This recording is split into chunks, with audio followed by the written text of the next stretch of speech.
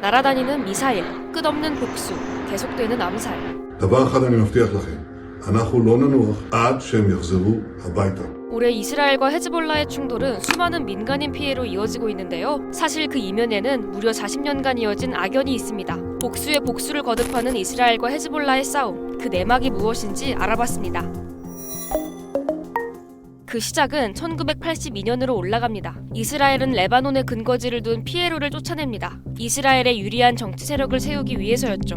결과적으로 피에로를 쫓아내는 데 성공한 이스라엘. 하지만 그곳에서 새로운 반이스라엘 무장단체 헤즈볼라가 만들어집니다.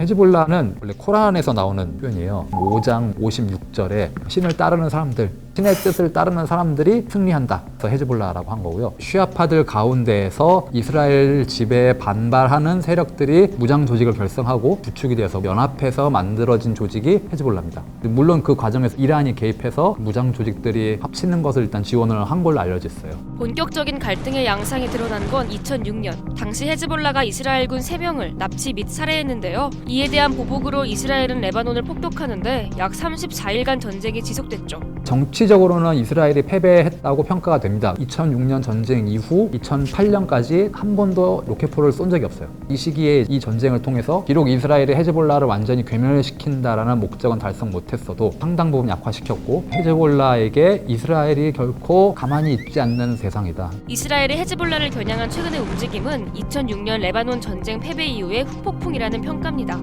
9월 17일 삐삐를 이용한 통신장비 테러, 9월 27일 32년간 헤즈볼라를 이끈 최고 지도자 나스랄라 암살, 그리고 잇따른 헤즈볼라 지휘자 피살까지. 이스라엘은 무작정 지상군을 투입하기보다는 승리를 위한 철저한 전략을 세운 거죠. 헤즈볼라가 올해 초부터 핸드폰을 사용을 중지했어요. 왜냐하면 휴대전화가 감청이라든지 추적이 되기 때문에 삐삐들을 들여온 건데 9월 17일에 먼저 레바논 전국에서 무선 호출기가 폭발을 했고 바로 다음 날에 무전기가 폭발을 했다고 소식이 전해졌습니다. 무선 호출기 내부에 폭발물과 기폭장치가 들어있었고 동시다발적으로 특정 문자가 오면은 폭발하도록 이미 설계가 되어 있어서 이스라엘 정부 입장에서는 자기들이 했다라고는 밝히지 않았는데 거의 이스라엘이 이걸 했다라고 보는 시각이 우세합니다. 이스라엘이 이 공격에 민간인 피해는 고려하지 않아 전쟁 범죄 아니냐는 국제사회 비난도 쏟아지고 있는데요. 그냥 레바논에 수입이 된 것을 헤즈볼라 대원들에게만 간 건 아니고 그냥 레바논 일반 시장에도 물건이 풀리면 아무 생각 없이 샀다가 봉변을 당한 거라고도 볼 수 있겠죠. 특히 지난 27일 헤즈볼라 지도자로 꼽히는 나스랄라의 사망이 화제가 됐는데요. 이스라엘은 그동안 헤즈볼라의 주요 인물들을 표적으로 삼아왔습니다.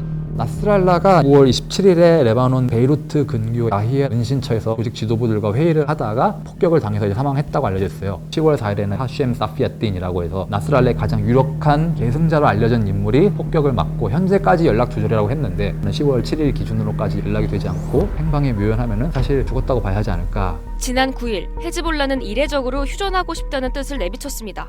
بعد أن يترسخ موضوع وقف إطلاق النار وتستطيع الدبلوماسية أن تصل إليه كل التفاصيل الأخرى. 하지만 승리를 굳혀가고 있는 이스라엘이 뒤늦게 외교적 해법으로 눈을 돌릴지는 의문입니다. 이스라엘은 목표를 모두 달성할 때까지 지속해 나가겠다는 입장을 거듭 피력하고 있는데요. 중동 전쟁으로 번질 가능성에 대한 우려도 적지 않습니다. 만약에 전쟁이란 것을 지상군이 움직여서 도전하는 상황이라면 그런 전쟁의 가능성은 크지 않다고 보는데 미사일이 서로 왔다 갔다 하면서 상대 주요 지점을 때리는 식의 전쟁이라고 한다면 사실 그 전쟁은 이미 진행 중이라고 봐야죠. 당장의 10월 1일에도 이란이 로켓포와 미사일 약 180발을 이스라엘로 발사해서 이스라엘은 이번 사건을 계기로 확실히 헤즈볼라를 무너뜨리려고 할 테고 분쟁이 전개될 수밖에 없지 않을까 생각을 합니다. 미국 등 국제사회가 대표적으로 손꼽는 테러단체 헤즈볼라. 지금까지 남아있는 이유는 뭘까요? 사실 헤즈볼라는 레바논 의회에서 15석을 차지하고 있는 정치정당입니다. 동맹 정당과 함께 의석의 절반 가까이를 차지해 레바논 정치에서 큰 영향력을 행사하고 있습니다.